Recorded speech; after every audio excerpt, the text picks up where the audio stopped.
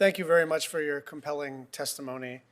Mr. Alvord, I spoke with, and I'm going to try to go very quick because we do have votes coming up. I spoke with Secretary Raimondo to share my disappointment that the department had failed to implement the Native Act over the last 4 years. How is the department going to move forward specifically? Thank you, Chairman, for the question. Yes, I am aware that the department had not provided some of the reports called for under the Act and has been slow to implement some of the other provisions, including putting in place a memorandum of understanding and various forms of interagency coordination and prioritization around our grant funding. As I hope I've expressed in my testimony here today, the department has strong equities, and I think a lot of policies, programs, data, and information that we can bring to bear to aid with the implementation of that act. And you have our full commitment to doing so moving forward. Okay, we'll be checking in just about monthly, not to create a sort of reporting requirement that costs you a lot of time, but just to know where we are. And, we can go to quarterly or even annually if I feel sufficiently confident that it's being implemented. But for at least the time being, I'd like to understand at a somewhat granular level how you're moving along. Speaking of a granular level of implementation, Mr. Rodman, you mentioned the $12 million that provided by Congress to BIA, and just wondering what the time frame is for deploying those dollars. Thank you, Senator Schatz. We are looking for the travel tourism grant to go out within the month, hopefully sooner than that, and that soon, right on the heels of that would be the Native Hawaiian Organization grant as well. So that's one of the next grants that we're going to churn out is the tourism grants. Thank you. Ms. Rupert, how can the federal government use the Native Act to increase support for Native tourism? And are there any federal agencies that you believe should serve as a model for Native Act implementation? Sure. So we work with several agencies within the federal system, and there are some agencies that have considered their management plans and have included tribes in that. Most recently, Congress appropriated $1 million to the U.S. Forest Service. And I've seen the projects that they're funding, and they're all across the country in every region. And so we would love to see more of that with the federal agencies working closely with us, with IANTA, and through the Native Act. It provides a number of opportunities for tribes to be more involved at the federal level, and we'd be happy to assist in any manner that we can. Thank you very much. Mr. DeFries, I have a couple of questions for you. First of all, thank you for being willing to serve in the government, and thanks for your leadership on these issues. The Native Act seeks to empower Native Hawaiians to tell their own stories, and I'm wondering what you think HTA can do to ensure Native Hawaiians play a role in kind of defining the contours of tourism going forward. And I'm particularly interested, I'm sort of merging two of my questions, in the balance that you have to strike between presenting an authentic version of the state of Hawaii, but still dealing in numbers, still dealing in the objectives around maybe 10 million visitors annually is too many, but certainly you are looking at millions of people and trying to provide an authentic experience to them. And how do you do that and maintain authenticity when it's in the millions, when you're allowing people to visit places and cultures and people that want to tell their own stories, and yet, it's unsustainable at the cultural level, sometimes at the environmental level, to have that many people interacting in that way. And so I'm wondering how you strike that balance. We're in the process of trying to learn how to strike that balance, to be quite honest. When we ended year 2019 at 10,400,000 visitors, It was a banner year, first time Hawaii had ever surpassed that 10 million mark, but it produced in certain areas a lot of tension in terms of overcrowding and what we've come to know as over-tourism. What's going to help that is some of the management systems that we are working together with DLNR, Department of Land and Natural Resources, to try and manage the flow of people, especially giving them information as to what peak periods they should avoid. On a macro level, what we've done is we've taken the conversation to every island and every community and basically invited over the last 14 months each of the islands to convene a very diverse steering committee that sets a framework in place for a larger community discussion in giving voice and definition to what a sustainable tourism model looks like in their community on their island specifically. And so we're on a steep learning curve to try and understand that. Question number one, every week for me is someone saying, how do we cap the number of air seats? How do we cap the number of rent-a-cars? All of that. And frankly, you're aware that there's federal legislation that keeps us from being able to do that. So the best we can do is to try and manage this flow seasonally and throughout the various islands, and as best we can prevent this over-centralization of human activity in certain hotspots throughout the state. Thank you. And I appreciate it. Two thoughts. First, you're right. We'd have to amend the Constitution to be able to stop people from coming in, which would be quite a challenge. But I think the other thing I just want to recognize is the humility with which you approach this inherently difficult challenge. We do want people visiting. We want to welcome them. But there is such a thing as too much of a good thing. And I think 10,400,000 was well beyond too much of a good thing. But now we don't have enough of a good thing, and we have tens of thousands of people wanting to go back to work. So striking that right balance in whatever it is that is the new equilibrium is at least partly your job, and I appreciate it. Vice Chair Murkowski. Thank you, Mr. Chairman. I'm just smiling because we are living that same scenario in Alaska. We're not at 10 million. We thought 1.3 was pretty significant, but how you do achieve that balance is so important. Mr. Dick, thank you for your testimony, the compelling story. I think you have outlined in a very clearly articulated way how, with the promise of ANCSA, we really have seen that economic and cultural empowerment. You've described the jobs that have been created in a small community, 760 people, and a recognition that the contribution to the tax base there, 80% of the tax base comes from the tourist base that you have built. It was not too many years ago that I was in Huna. Not only did Huna not have a bank at that time, they didn't even have a cash machine. So the only way that you could get money is if you flew to Juneau, or the store there would cash a check. But our reality is what Huna Totem has put in place has been an economic lifeline that you have created there, and I think that it is extraordinarily significant. 31 months. We're hoping that it's not going to be 31 months where we do not have a tourist season. We are hoping, we're doing everything possible again, beginning with communicating with the Secretary of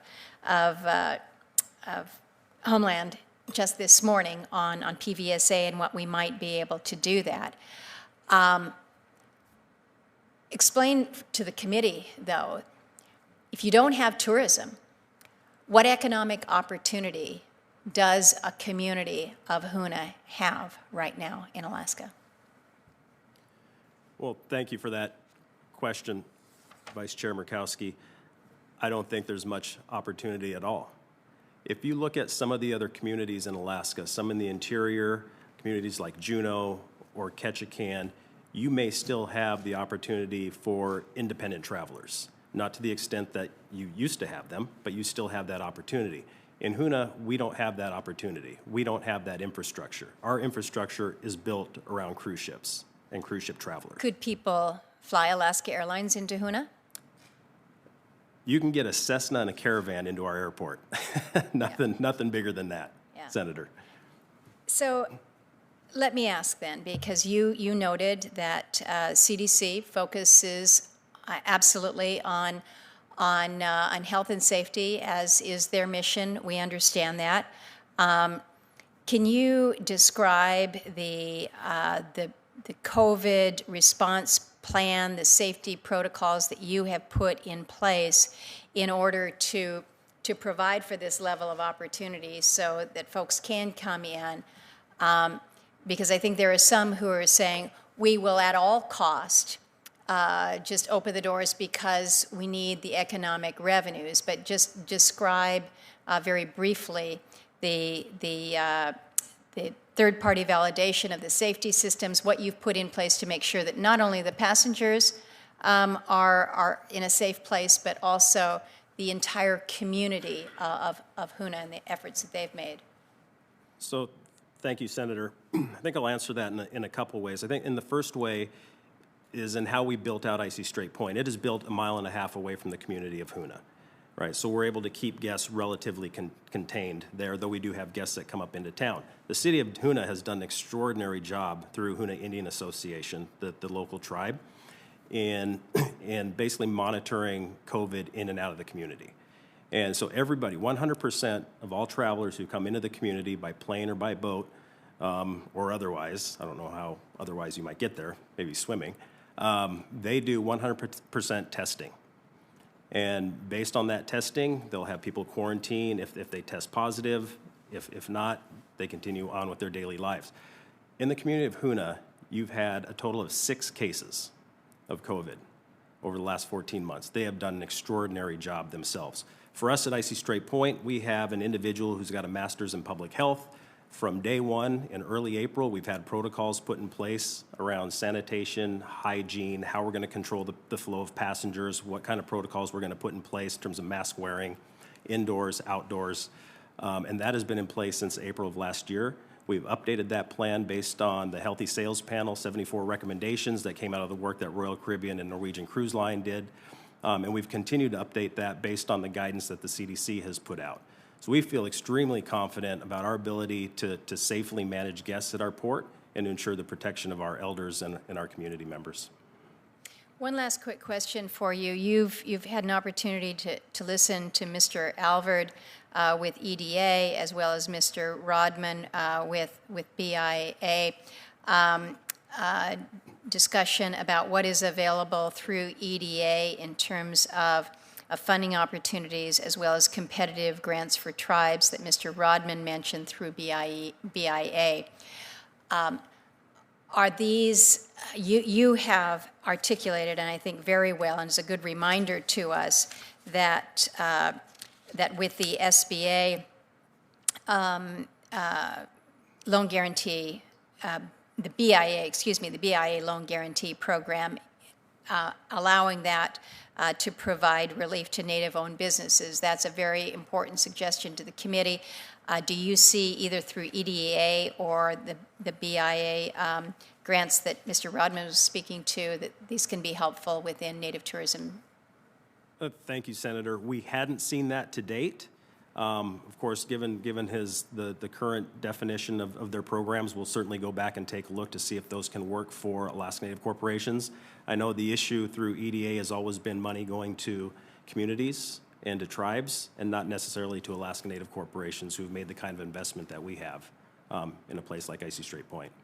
When again, I think you've outlined very well how those benefits that come through the ANC then are spread out, whether it's to the 1,400 shareholders there at Huna Totem or more broadly. So, Mr.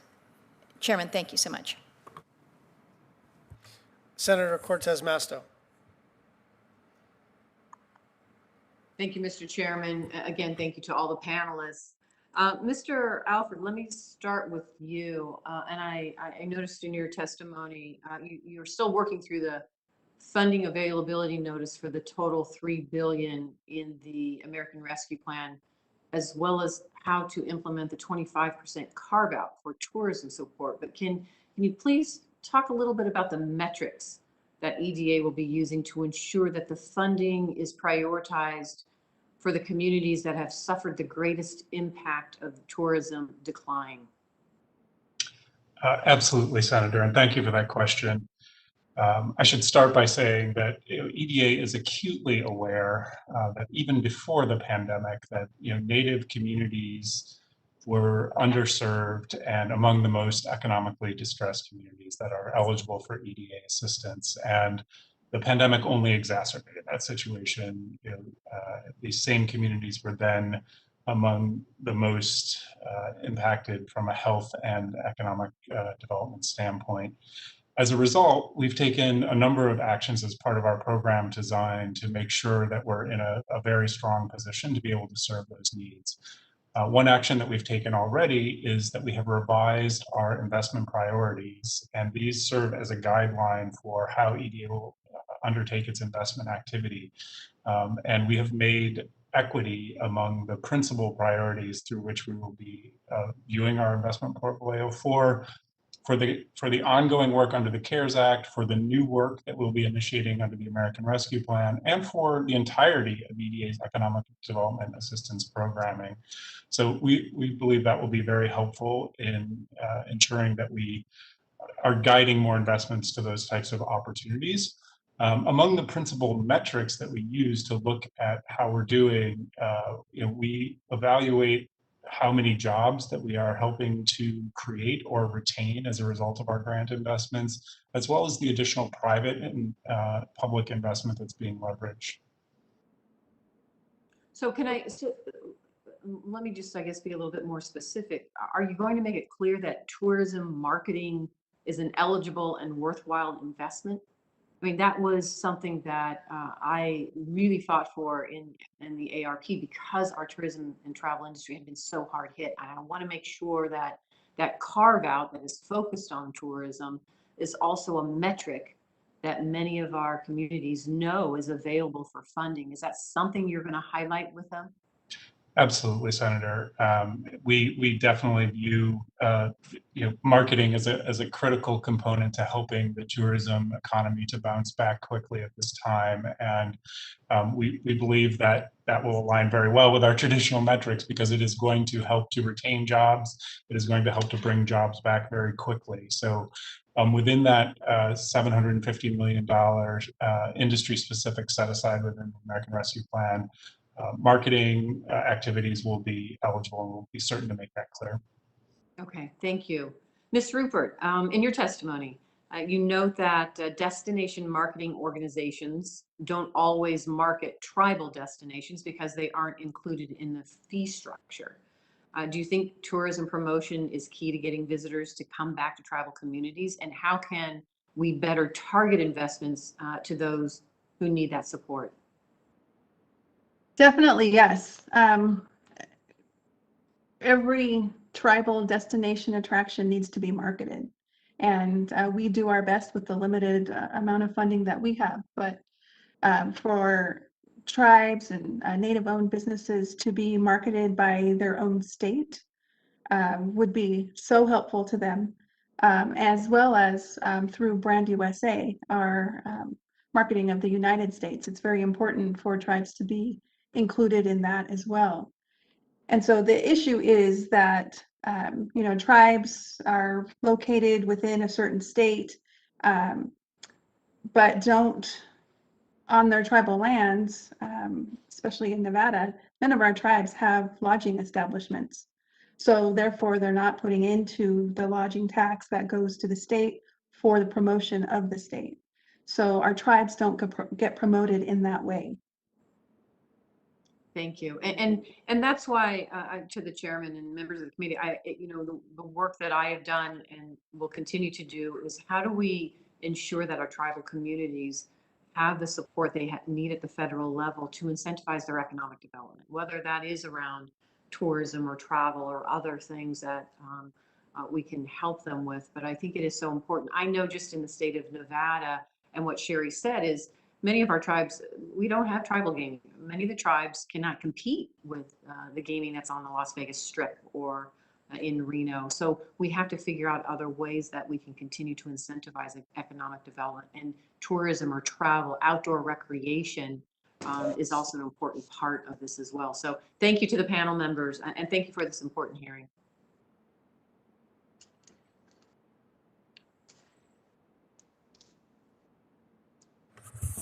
Senator Hoeven.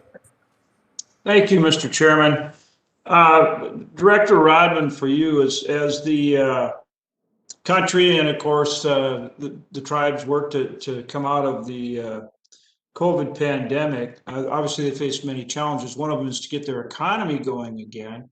And specifically, how do you help them jumpstart their economies and help get them going, and particularly in regard to tourism?